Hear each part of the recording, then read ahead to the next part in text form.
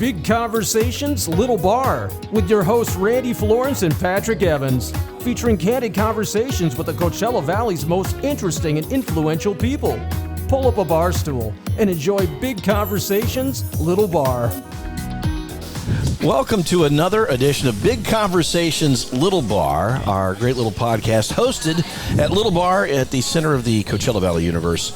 Skip Page's Little Bar. I'm Patrick Evans, one of your hosts, and I'm ably accompanied by Randy. I'm glad to be here. It's always fun to be here. I don't know what day this is because we're never supposed to talk about the day or the year or the month. But it feels a little while since we've been here. It does. Not that anybody would notice, but we did take a couple weeks off. Randy was traveling, John was traveling, so it's nice to have the whole family back together at Little Bar. And I really, particularly, Randy, want to thank you for corralling the most incredible dynamic duo, the Palm Springs power couple that is our guest. We're the hosts.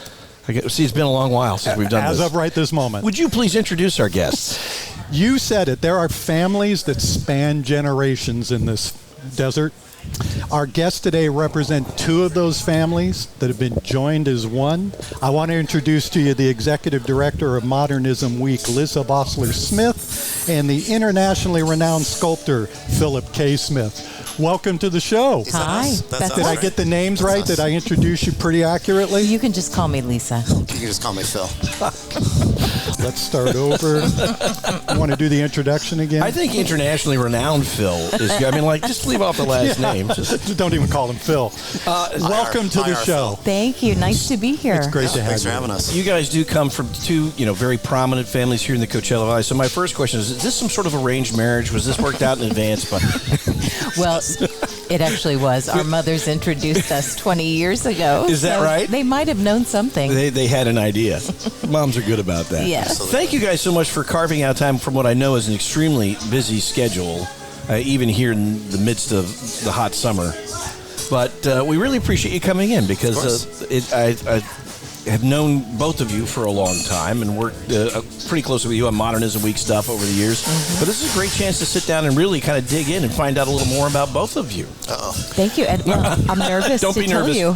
It's our first time together. So Yeah. Really? we haven't done an interview like this together But before. you know each other. We have met.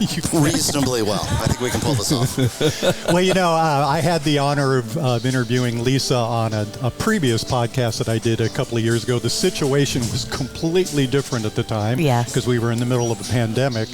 But I knew walking away from there that it was going to be great to have the two of you on at one time because you spent so much time talking about Phillip.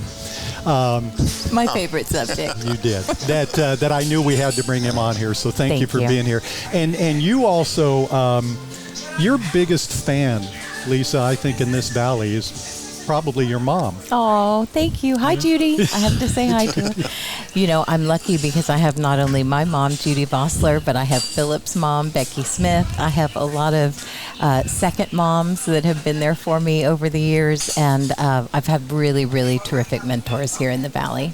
Well, let's talk about that a little bit because I know that your time in the Valley started very early. You came out here from Oklahoma City? Yes, yeah, from Oklahoma City originally, and my family moved here in 1980.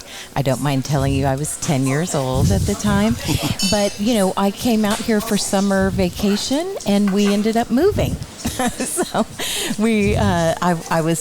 I went from the swimming pool to being registered at Lincoln Elementary in Palm Desert. So it was really a fun place to grow up. Phillip and I both grew up only about 2 miles from each other in La Quinta and Indio. We didn't know each other growing up, but our moms introduced us once we were adults in our 30s. And, growing up in the desert then in the 80s was an entirely different world than it is now. There was no Coachella. There was no Acrisure Arena, So, There was just ice skating at the mall. Yeah, ice skating at the mall. That's right. You had to make your own fun. And so it's fun to find out that we actually had friends in common, places that we were at the same time in common. Straw Hat Pizza, of course, figuring prominently for a lot of kids in the desert. But it's really special to not only live here and call it home, but to be married to someone who is also from here. That's a pretty common story that we hear. The people who born, raised, leave, and then come back. Mm-hmm. Was there ever a chance that you weren't going to come back? I think that my mom and dad probably thought that when I left. I mean, you went to school in Rhode Island. I went to school in Rhode Island, so I mean, I moved here when I was here to the desert when I was 7 from LA, and went to Palm Valley School, first class through the high school, graduating class of 4. And then went from that massive. There were 30 people in the class, but only 4 of them graduated. Right.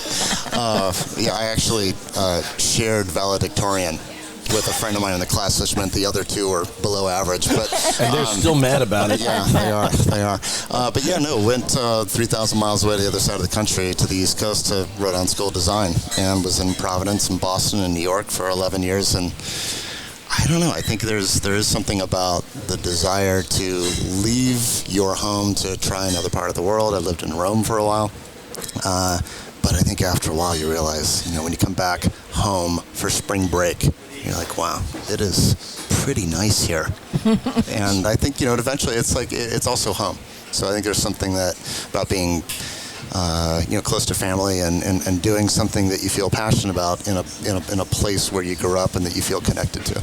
Were you always creative on the artistic side? And is that what took you back east? I think we finally threw away a whole shelf full of trophies from the art award from first grade through high school. So yes. There's only 4 of you, so. Right. Competition wasn't stiff. I was always drawing and always loved art class and loved being in that whole, method of making. And so it definitely came naturally to me. I wouldn't know what else to do. Was it pretty supported by your parents? Very much so. And, my mom was trained as a graphic designer and was an interior designer. My dad works for Sunrise Company and in development. And so I kind of was, raised through architecture and design, ultimately. So talk a little bit about how you take, because you're drawing and the sorts of things that kids do as artists and developing that, but to these very large-scale projects that you do, because they're immense and kind of immersive. And the scale to me is just so impressive. Thanks. I mean, ultimately I went to Rhode Island School of Design for architecture. So I have a kind of a general affinity for architecture and scale and building at scale and know how things go together. And so I just started to get these opportunities. I mean, really through Coachella and through DesertX, things were happening here locally that gave me a chance to think about art at the scale of architecture. I also had opportunities early on in architecture, built the Family Life Center for the Palm Desert Community Presbyterian Church. I designed the homeless shelter for the Coachella Valley Rescue Mission, was my last big building. But I, have been basically an artist since 2008. So. Do you ever miss the architect, kind of the practicality of the architecture side? I definitely don't miss the practicality. I don't mind. So the left and right brain are not equal. I'm really jonesing for designing more HVAC systems in bathrooms. But I love those ADA ramps. But look, everything for me starts through drawing, and asking Pat, how do these things actually begin? They start through drawing, and they start through thinking through an idea, and they start to build, and you start to collaborate with other people on your team, and eventually, sometimes weeks later, sometimes years later, these things are real, and it's incredibly satisfying, like building a piece of architecture, that these things, come into reality at the scale that they're at and can share this with the world. Skip was our very first guest on the podcast and talked about the origins of the festivals. Yes. And you have 2 enduring pieces of artwork, portals. Tell me a little bit about how you connected with the festivals to do that. I mean, those guys, GoldenVoice came out to an installation I was doing at the time up in Joshua Tree called Lucid Stead.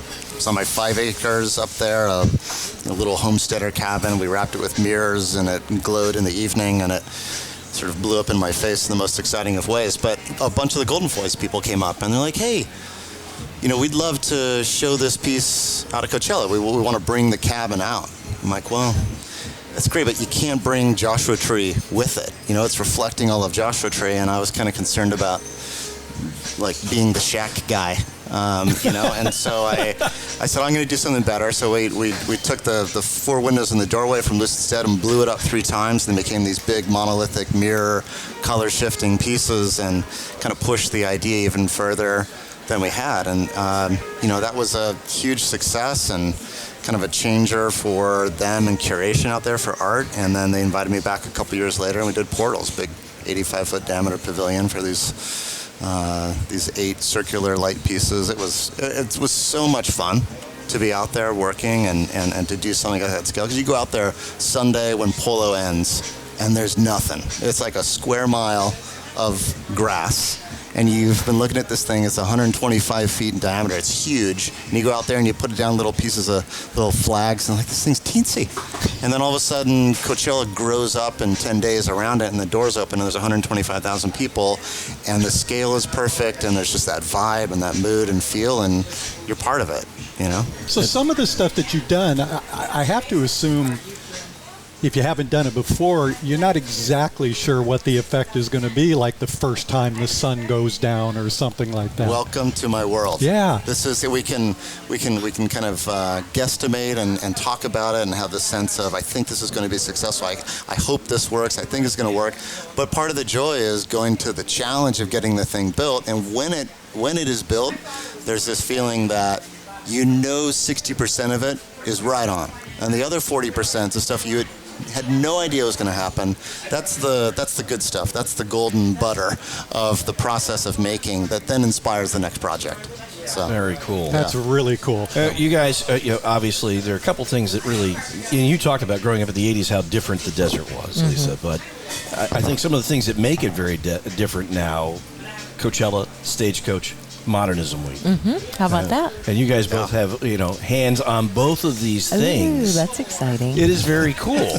I mean, it's really shaped the modern Coachella Valley experience for people who both live here, but also for the hundreds of thousands, if not millions of people who come here to enjoy all of these cool events. Talk a little bit about the inception of Modernism, and did you ever imagine it becoming what it has become? Wow. Well, it's been such a tremendous opportunity, and I appreciate that over the last 20 years as Modernism Week has grown and Coachella around that same time and everything. If we look at the B&P and the film festival, we all knew the desert had this kind of growth potential. It was palpable when I moved back after being gone for a few years for college as well. Phillip and I both ended up back in the desert in 2000, and right around that time, mid-century modern properties were starting to turn over and be renovated in Palm Springs. They'd kind of been long forgotten about when the Mid-Valley and East Valley exploded and growth expanded. But these little mid-century properties from the 50s and 60s that are really all over the valley, from Coachella all the way to Palm Springs. But in Palm Springs, so many of those residences were almost like preserved in a time capsule, because they just sat there untouched. And so once they started seeing what historic preservation can do on the good side to protect, buildings that would otherwise be destroyed, as well as the fact that tourists would come from all over the world to see what is special about the architecture in Palm Springs. So it really was 19 years ago that a group of friends got together.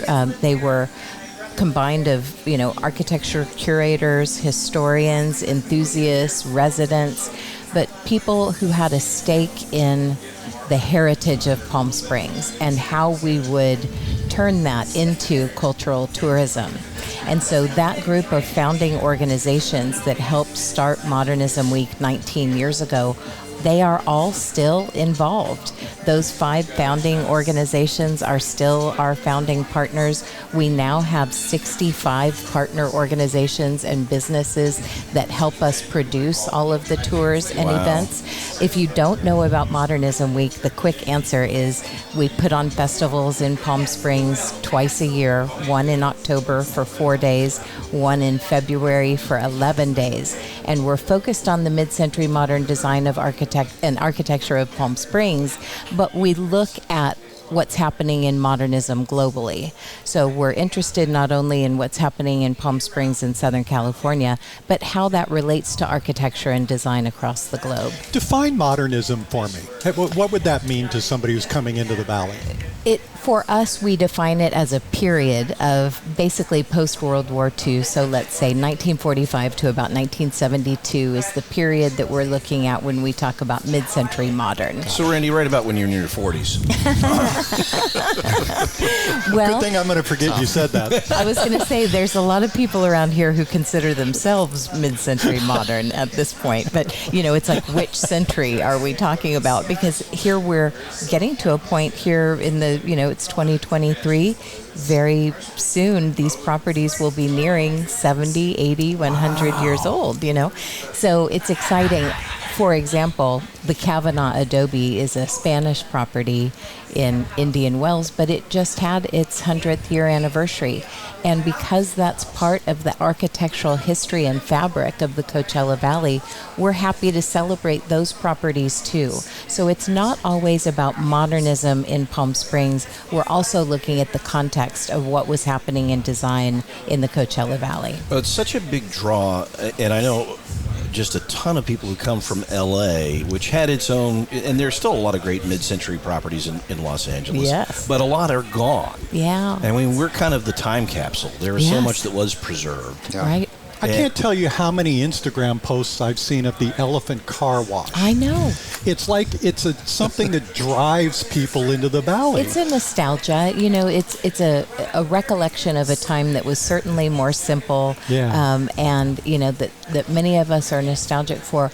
But also we're seeing that younger generations are attracted to modern design because there's a simplicity and a chicness to modern and contemporary style. Well, I love the clean, sleek lines of modernism, and it's appealing.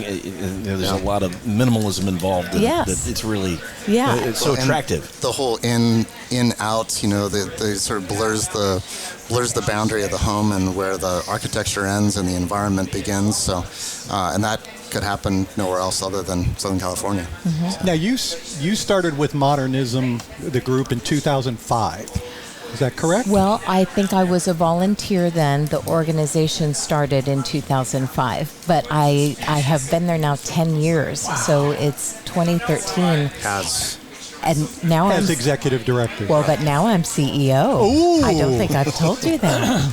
We need to start over. I made so many mistakes at the first part. No. But we've been and you're here, the one that does the research. We've been here almost 20 years, and Phillip and I actually started volunteering at Modernism Week the first year together. We've been together about the same amount of time that Modernism Week is. True. Well, we joked about this being an arranged marriage, but how did you two meet? I'll let you take that one. Well, let's say at the time I had my studio in the city of Indio, and I was right across the street from Border Patrol in a big metal building. And, I was interested in downtown development. There was stuff happening downtown, and, Skip is building this new place down there. And so, this vision 20 years later is happening. And there was a meeting in the city council chambers about downtown development. I said, well, I'm going to go. Little did I know is that on the other side of the was that Lisa's mom was inviting Lisa. Hey, why don't you come down? There's this meeting about downtown development, and she's like, oh, I'm interested in that. I studied urban planning. I'm into it. And she's like, well, and there's a friend of mine. He's an architect, and I think and Lisa was like, oh boy, here we go. And Lisa was suspicious because her mom was calling her asking what she was wearing 30 minutes before.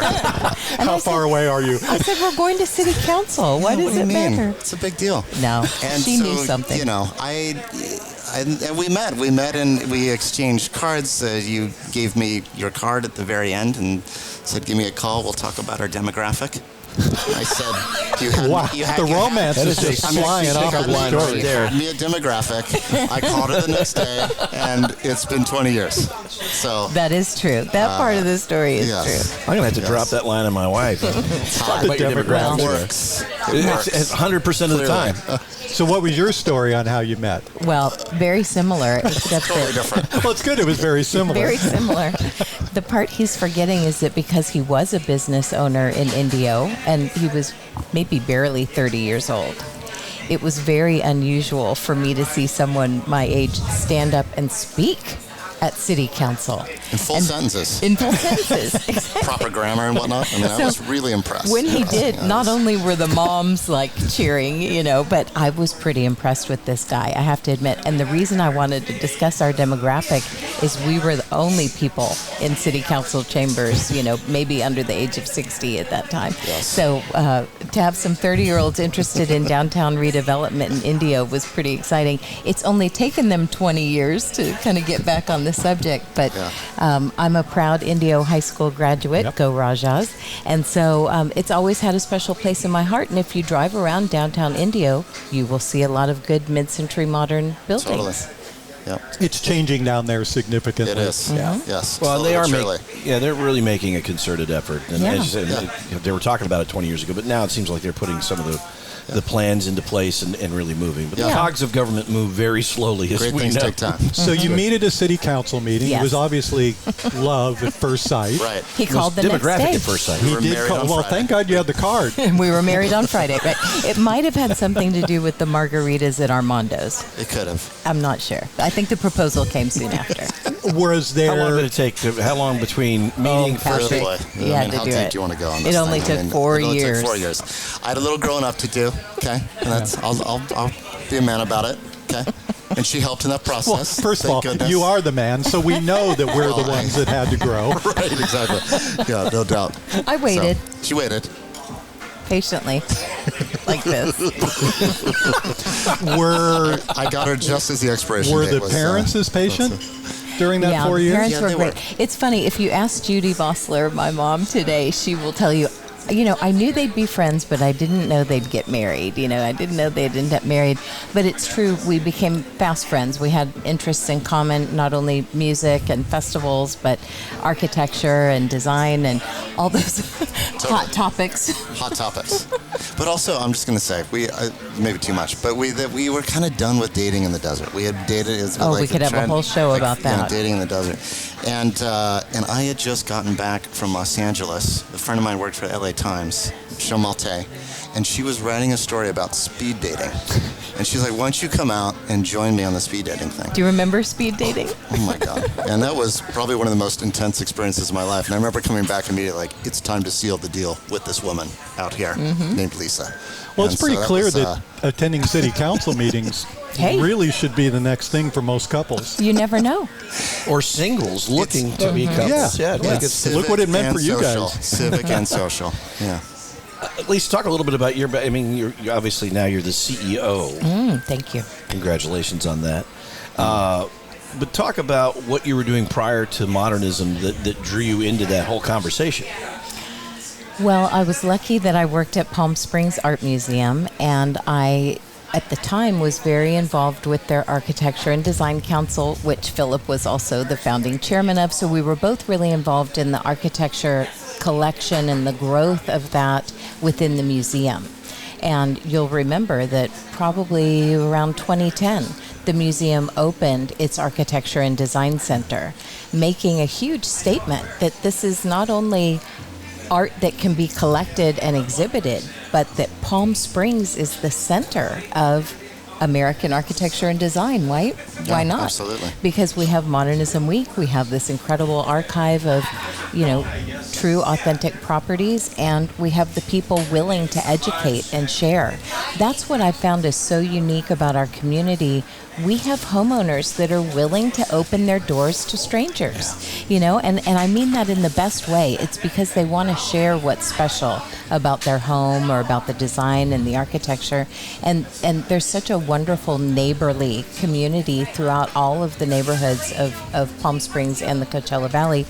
We do tours now not only in Palm Springs, but Rancho Mirage, Palm Desert, Desert Hot Springs, all the way up to Joshua Tree, La Quinta. I'm headed to Indio, I'm going there, but Palm Desert and Indian Wells as well, because the architects that were working in the mid-century were working throughout the valley. They worked on COD, they worked on the hospital. That's why our post offices and liquor stores look the way they do, with the 1950s flat roofs and their post and beam construction and growing up here as a kid, I knew our architectural style in the desert looked different. I would travel to other places and come home, and it kind of felt like being in the Flintstones or something living out here. Well, that's the thing. I mean, like, you drive into Palm Springs, and any one of those old neighborhoods could be a Flintstones neighborhood. Yeah. And obviously, they drew their inspiration from some of those great South Palm Springs neighborhoods with the flat roofs and the stone facades. And it's also a great mixture of the Flintstones and the Jetsons. Yes, right, because the atomic age. Yeah, the atomic age and space Hey, we just age got our first approved flying car last week. That's right. So oh, my God. we're almost there. Long time coming. Well, we thought we would be flying with jetpacks by now, so. We almost are. Now, 2005, if I read right, is when you bought your property in Joshua Tree. Yes. And Impressive. you kind of hung on to it for a while. I did, yeah. This was, there's kind of been these ups and downs up there in Joshua Tree. Like, everybody's buying, and then you hear nothing. And I was just sort of curious about that world up there. There's a whole community of artists and creatives, and Lisa and I had kind of started to be involved up there a bit. And I was, I said to myself, I want to build my studio one day up here. So we got this 5 acres way out there. I mean, way out there.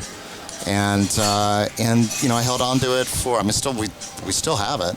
But about 8 years after that is when I thought about Lucid Stead and this installation. I woke up one morning and said, I don't know what it is, but I need to do something with the shack on my 5 acres. It's a 70-year-old, weather-worn, 14-foot by 21-foot, about to fall over wooden shack with, no door, no glass in the windows, no power, no water, no sewer. I mean, it's a shack. Sounds true great. Shack. Yeah. Oh, yeah. Yeah, so it came with the property.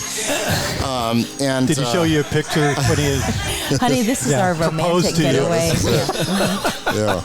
But I had this idea. I went to the studio, drew this thing, and raised money on a fundraising, or not fundraising.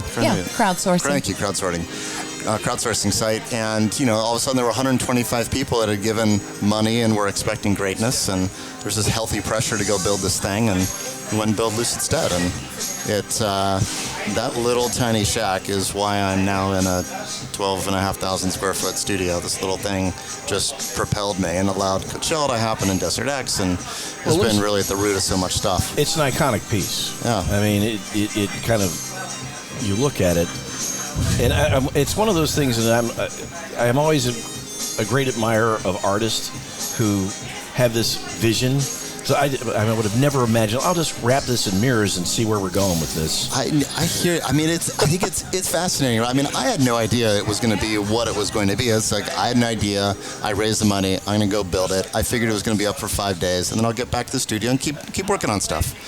But it 3 weeks after it opened, it was on the Taiwan news, and it now has a double-page spread in the art history book that I used in college. I mean, I didn't know any of that was going to happen, but it was sort of is testament to the idea of following through on an idea all the way to the end. And there's a lot of ideas that are great. They just don't get that kind of publicity and intensity, and other ones, for some reason, they do. They hit. I think there's this kind of lore and myth to the desert that is global out there. It's why Joshua Tree National Park is so huge. Yeah. So I think we're kind of hitting on a lot of kind of universal beauty items out there. Desert, color, reflection, Joshua Tree. Yeah, you could have put that in maybe Central Park, and I don't know that it would have had the same. I agree. It's something about the natural beauty of Joshua Right. Tree and reflecting all of that, and Right. it kind of expands it and opens it up for people. Totally. I mean, there would have been 10 people living in it, and the next day the glass would have been broken and been graffitied. But other than that, Also that. just also those that. things. But no, it was. I only planned for it to be up for 5 days and built it as such, and it ended up being up for 3.5 months. Wow. And everybody, it's sort of just it just proliferated in the most exciting of ways. So. One of the things I love about your stuff and your pieces, I was walking in my neighborhood a few weeks ago, and somebody had a gate in front of their driveway, and there was a desert scape. And I thought, oh, that looks pretty cool. And I looked to my left, and I looked out at the mountains, and I went, holy cow, that's the desert scape that's on their driveway. I see that in a lot of your stuff, where you incorporate the desert into the work. Yeah. Was that something you did from the very beginning, or have you kind of morphed into that? I think that growing up here, there's this sense that the desert is part of you. It's part of your soul. You know, I left for 11 years to go to the East Coast, and I sort of joke and say that the final moments in Boston when I hadn't seen the sun in 11 days straight. You wake up angry. Like everybody wakes up angry. It's 7 a.m. You know, and people have had it. I think when I came back, it was kind of this like, my God, this place is gorgeous. It's beautiful. I want to be part of it, and also this realization, like, look, artists create beautiful things. How can I make anything more beautiful than a sunset in the Coachella Valley? Well, if I use a mirror, I can use that sunset and the colors of the sunset as artistic material in the work. And so I just continually became inspired by the desert and the beauty of this place, and it became part of my practice. Light is an enormous part of what you do. Yeah. I mean, you work with light, and you add light to like portals with the electronic glow that you create. Yeah. Talk a little bit about just the complexity of doing that. Yeah, right, because it's not, you don't go down to the art supply store and buy light. Yeah. You know? Yeah. I know, I've looked. Yeah, I've tried it. No, I think, light is, I will say, at the heart of like many of our most memorable experiences as human beings, right? Whether we kind of recognize it or not. Standing on the edge of the Grand Canyon, looking out at the light across there, seeing the light, streaming through a stained glass window in a church in Europe. These are like memories and experiences that stay with us. And so I think there's something about the light, both on this plane and beyond this plane, that there is something greater and bigger and more beautiful than us. And operating in that world is exciting. And so, yeah, I use color, I use reflection, I use light and shadow, all these mountains changing throughout the day. This place, this desert is gorgeous, and all you need to do is stop, get out of your car, and stand quietly for 5 minutes, and you will be in awe. If you kind of step away from, the kind of crazy pace of your normal life. I've told this story before, but for the first couple of years I was here, I didn't see it. I'd look up at the mountains and see no trees and think, well, there's supposed to be trees. Right. And then one day I got up early in the morning, I go for a walk, and the mountain behind me was bright red from the sunrise. And at that moment, I got it. Yeah. Right. I got it. Yeah. And we have so many people that we've had on this show that talk about that pull. It's just incredible. If you look at who ends up back here in the desert, a lot of them have spiritual belief. A lot of them have been really tied into entertainment for a very, very long time, almost as a community. And that's all here now. Well, what I love about you guys is, and you're a very complimentary couple, but you're amplifying what's happening in the desert. And you're amplifying the things, the natural beauty that is here. And with Modernism, you're amplifying this incredible architecture and design that exists, and we were trying desperately to preserve it and expand it. I just really think that, how does that work as a couple? I mean, you guys seem like... We have a lot of fun. You dovetail so nicely. Thank you. Yes. Well, we support each other's passions, and so art and architecture is something that we have in common, but we also have separate areas of interest, and sometimes we listen to different music, sometimes we go to different events, but we enjoy supporting each other's projects. And so many of our friends, and friends like both of you, but so many people are involved in wonderful events and causes here in the desert that it's not just our own projects we're very involved in. We really enjoy supporting our friends and the community projects as well. Talk about that a little bit, because you guys have been very involved in a lot of different philanthropies and charities. Well, I'll back up a little bit too and say that I feel like there was a perception that the place was just about golf and tennis, kind of pre-2000, and something has happened over the last 23 years. As you mentioned, you got Coachella, you got DesertX and Modernism Week, and there's a kind of growing up of the place. And the film festival blew up in the same time. So much, right? And it's ultimately about cultural activities, right? And I think that through architecture and design, certainly Lisa and I have found some of our best friends. I mean, they're friends that we met way back at the very beginning when it's like, hey, we're interested in preserving this home. Who's interested? And then there'd be all these people come out of the woodwork we've never met before, all like-minded, and sort of, I think we definitely found our community both through the museum and through architecture and design. But, I mean, all of the different organizations you've been involved with. Well, both of us had parents that raised us to give back, and mostly with our time, because that's the thing that, of course we can write a check and contribute, and we feel good doing that too. But giving our time and trying to, return some of the favor that's been given to us by the good people of the Coachella Valley, trying to help our friends out with their causes. So everything from, small one-off music festivals that sometimes turn into something, like our friends that put together events at the mall or, events in India. We love to go to those kind of one-off little independent festivals. But also, Boys and Girls Club is near and dear to our heart, both of Palm Springs and of Coachella Valley. And there have been so many programs that contributed to both of us growing up. For example, I grew up, volunteering at the Braille Institute and volunteering with Angel View, and all of those organizations are still here. They need our help. We're kind of on the young side still, which is nice. They need young people to get involved. You still got it. Exactly. You're jiggy. So as much as we rely on the goodness of our residents and volunteers at Modernism Week, and people are so incredibly generous, in that same way, we have to help out the real charities of the Coachella Valley as well. Your mother was one of the very first people I met when I moved here, and she's been so involved. I mean, she's amazing. I like to call her the queen of the desert, of course. I would agree. She is. But, Patrick, many people have told me that she was one of the first people they met. And when I hear that, I think, how lucky, because she knows everybody. She'll open doors for you. She'll take you under her wing. She's been the best mentor and friend to me and my friends, and Phillip as well. She's a great cheerleader.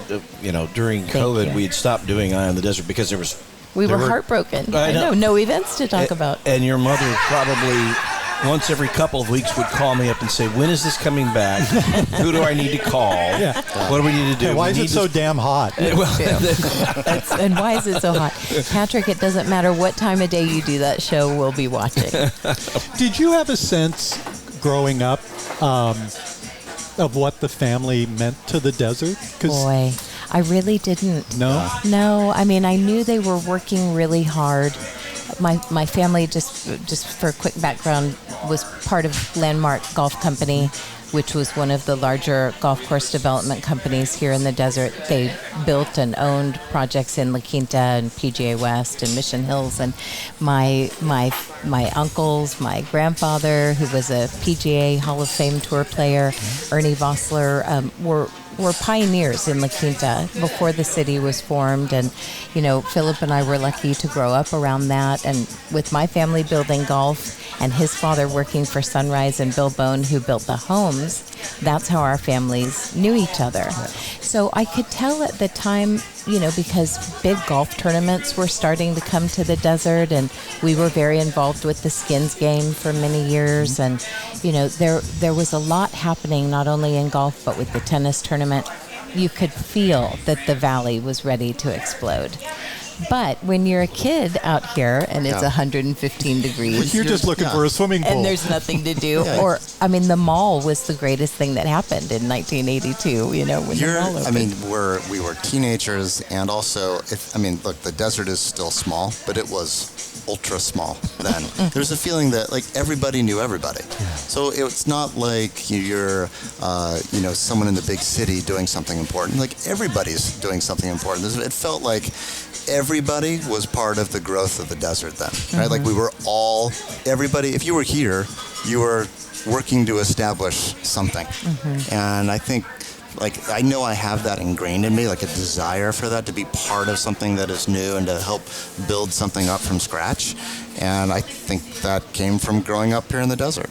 Well, so tell us, for somebody, a couple that's been around for so long and grew up here, how do you feel the desert is right now? Obviously you talked about an explosion back then, but it kind of feels like that's happening again with some of the things that have taken place in the valley, the arena coming in. some other things. What's your sense with where the Valley's headed right now? Boy, it really feels great. I mean, when I think about how this valley survived post-pandemic, here we are in 2023 coming out of probably the hardest period any of us have experienced in business and so many other things personally. But I'm so happy not only for the valley, but how the valley has continued to growth and expand and care for itself, care for each other. I do think we're starting to finally talk about things like climate change and population growth and roadways and, railway systems, mass transportation, all of these things that are going to really impact our valley because we're so strategically placed between Phoenix and Los Angeles. We will always be an area of growth and interest, but also because when you look out the window, it's paradise. And there's not many places in Southern California that you can afford to buy a house, start a new career, be a single mom, and raise your child here, in a wonderful, nurturing environment. So I'm thrilled with how the Coachella Valley is growing. I think the growth is inevitable. And if it wasn't 115 here, everyone would be here. Well, so. that's actually the saving grace. Yes. Is every once in a while, it gets to 120 and freaks people out so that we're not 5 million people sitting in this valley. Which, that's right. So it is. It's a double-edged sword, but it's kind of a good thing. Yeah. We need something that does curb the growth. It runs them off. I think it's still a little Wild West. It's still like there's still the feeling that you can show up tomorrow and scratch your business name on a piece of cardboard and tape it to a door, and you're the guy doing that, and people know it, and word spreads, right? I think there's something, spicy and exciting about that. I do, I think, obviously, if you've been out here long enough, you see the vacant land disappearing. There's this feeling it's almost like a tube of toothpaste, like it's starting, like it's squishing it down. There's not much left in Palm Springs, Palm Desert, and you're moving, East Valley. So I'm actually very curious about what the East Valley will be like 25 years from now. I think it's going to be a very different place than it is today. I agree. And you look at the demographics of the valley, and Indio has long been the largest city, 100%. But it is not the focus. Yep. People focus on Palm Springs, it's kind of interesting. I think that Indio's day is coming. I think it's going to be the dominant city in the valley in about 10 years. It's going to be the hub of the valley. I believe we've been here long enough to remember that. That's what it used to be. Yes. All right, we're running low on time, but I want to ask both of you. First of all, what's next for you, Phil? What big project? You have public art in all of these wonderful cities across the country and around the world. So I've got 3 big public art projects that are all in fabrication. Then one's going to North Scottsdale, one to Bellevue near Seattle, another to La Jolla, and then I got a whole bunch of private commissions and things I'm working on. And I'm putting it out there publicly that I have a strong desire to return to Joshua Tree and to do something permanent up in Joshua Tree as an art experience. So I'm working towards that this summer. That's exciting. Yeah, right? Tell us more about that. You're not hearing it for the first time. Your wife. A little teaser out there. You're moving to a little cabin in Joshua Tree. I have to tell you. I have a homesteader shack with my name on it. You're welcome. But it's going to have mirrors on the outside, it's so gonna it's be really It's going to be cool. fabulous. Great outdoors. It is the 10th year, though, the 10-year anniversary of Lucid Stead. I think you should do something. In October, yeah. All right, and for you, Lisa, now that you're the CEO of Modernism, what is? I think that gives you the opportunity to expand on your vision for what Modernism Week. Thank you. Both weeks look like. Yeah. Well, we're still growing. Modernism Week doesn't need to get any bigger in terms of days of the week. There's already an 11-day week for us there.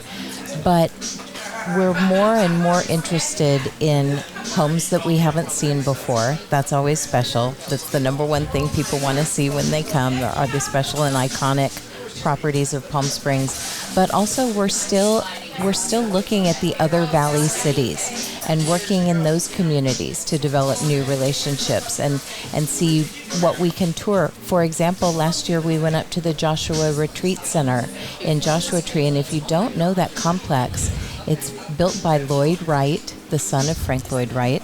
It's probably the largest concentration of his work in the West, and it's right here in Joshua Tree. Wow. And they opened it up for a tour during Modernism Week, and so things like that happen each year that are special one-time opportunities. And I'll give you a hint. Next year is our 20th anniversary, and we are already working on some really special events for that 20th year.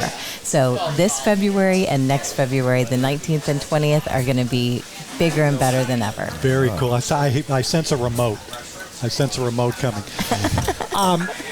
You have been You know, the whole unbelievable. podcast is on remote. We do it in a bar. I haven't figured out this whole process yet. You're invited. This is a remote. I'm invited. Thank you. How about that? If I have a +1, I might invite Patrick, but we'll see how that goes.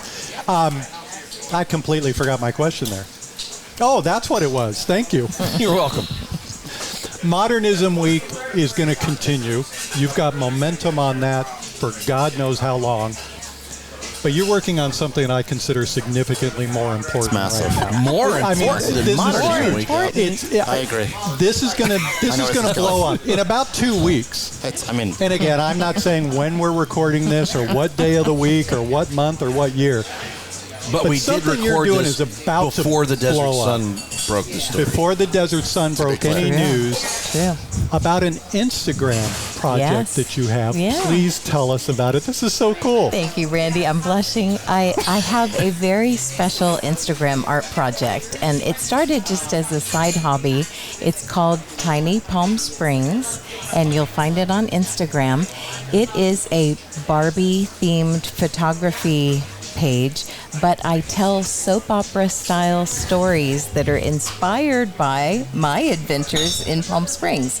And so about 6 years ago, I started posting my Barbie photography on Instagram because I realized I had special opportunities to hang out at Frank Sinatra's house for hours by myself, or outside the Kaufman house waiting for the ballets to arrive or whatever. So I had a chance to take pictures of Barbie in front of historic architectural properties.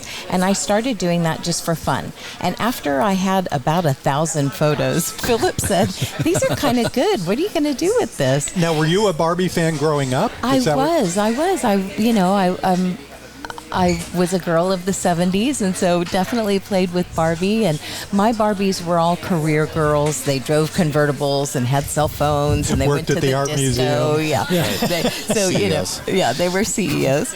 And but like most people, I matured, and the Barbies went into a box, and I forgot about them for about 30 years, I have to admit. And about 10 years ago, a girlfriend gave me a Barbie that she thought looked like me at Modernism Week.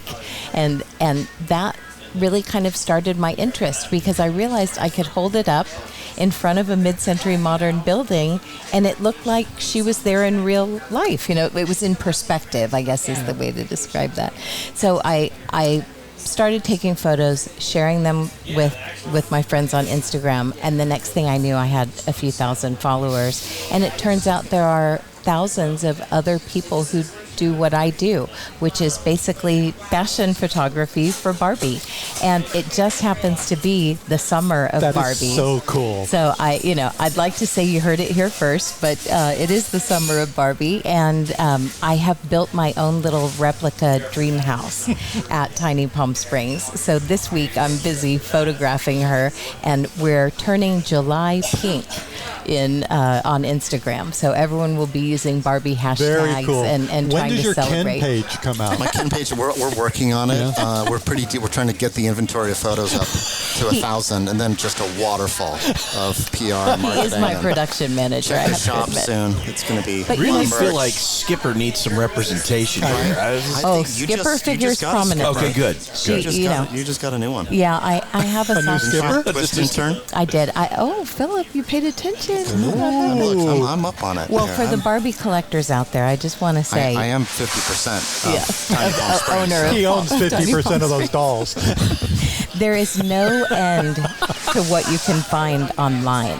So all of those toys you couldn't have when you were a kid, you can buy them now secondhand on, sites like eBay and Mercari. I'll also say we are both only children, and so there is this kind of like we can call each other on our stuff, and so. But we also have this. We can happily entertain ourselves for hours on end. It's not a problem. Stuck in an airport 5 hours, no big deal. I got that. Not a problem. So the desire to kind of like play in this world by yourself is like normal. It's no big deal. It's fine. It's what we actually desire. So. Well, by the time I style their hair, do the casting, pick out the fashions, build the diorama, make all the miniatures, set the lighting, get the. Are you going to have time for Modernism Week? I barely do. This is blowing up. We're working on a new staff as part of as Tiny Palm Springs. Yeah. They're very any small. interns out there. So people can find that on Instagram at Tiny Palm Springs. That's Tiny it. Palm Springs, yes. It's a fantastic site. I was Thank looking you. through it today. It was really fun. It's pretty silly, but it brings me so much joy, and I was so glad during the pandemic to have a hobby because it saved me. And I realized I was part of a community of other doll photographers. And so we ended up becoming friends and doing interviews with each other on Instagram. And now there's all this content that's been created around Barbie, and we all feel very much a part of it. It's been fun. So you brought this up really quickly, the pandemic. I mean, Modernism Week shut down. Well, I mean, you were doing some virtual we were lucky. Yes, stuff. we started doing video programming. We were challenged because you couldn't gather. You couldn't bring people together. And even the notion of someone opening their home to strangers at that point seemed very risky. And there were days that we thought, how will we ever come back? How will this ever end? And fortunately, the city worked with us very closely, and we followed all of the COVID guidelines, of course, but we were able to produce a few small 4-day festivals during the pandemic, as well as about 40 video programs that we released, all about architecture, Palm Springs, mid-century modern design. We were learning new talents and new skills and really had to shift into keeping our audience engaged at a time that they were stuck at home and really needed the engagement. So people were living vicariously through us in Palm Springs. We were able to show them a beautiful architectural tour of the streets of Palm Springs while they were stuck in their homes, in the snowy winter. So, and you've recovered. Modernism Week Yes, is recovered, we're and back. you're bigger and better than ever. It is. We had a terrific year in 2023, still up over 100,000 attendees, and it felt like a normal year, I'd have to say. Well, the one thing we've seen from this podcast is whatever people are doing explodes immediately after they appear on the podcast. So it's whatever not you're working the Barbie on now. movie that's going to put Tiny Palm Springs on the map. It's It is this definitely podcast. Big Conversations Little Bar. Well, thanks for having us. Hey, it's been thanks, a guys. pleasure and a delight. So fun to Absolutely. actually get the both of you to sit down. And I'm delighted that we were the first ones to do that. Think of it. Thank you. Yeah, absolutely. fun. Thank you, guys. And that we broke some news that apparently some newspaper is going to be breaking at some point in the future. Oh, yes, about Tiny Palm Springs. About Tiny Palm yes, Springs. exactly. And that we're here.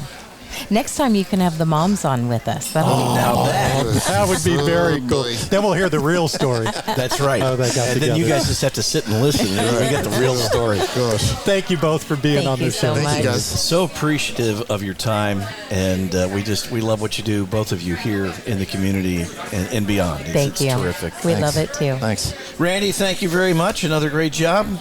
You wrangled some This guests. doesn't work very good on the radio, shaking hands. And John, our producer and engineer extraordinaire, we appreciate your help as well. We really appreciate you all listening, and whatever your podcast platform of choice is, you will find Big Conversations Little Bar. Once again, our thanks to Skip Page for hosting us and the entire team at Little Bar for putting up with us and stealing a corner of their bar for a very long period of time. Thank you guys for listening, and keep it posted right here for more episodes of Big Conversation Little Bar.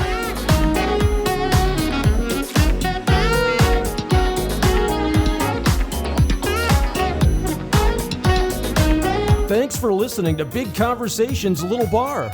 Join Randy and Patrick next time as we keep the conversation going right here on Big Conversations Little Bar.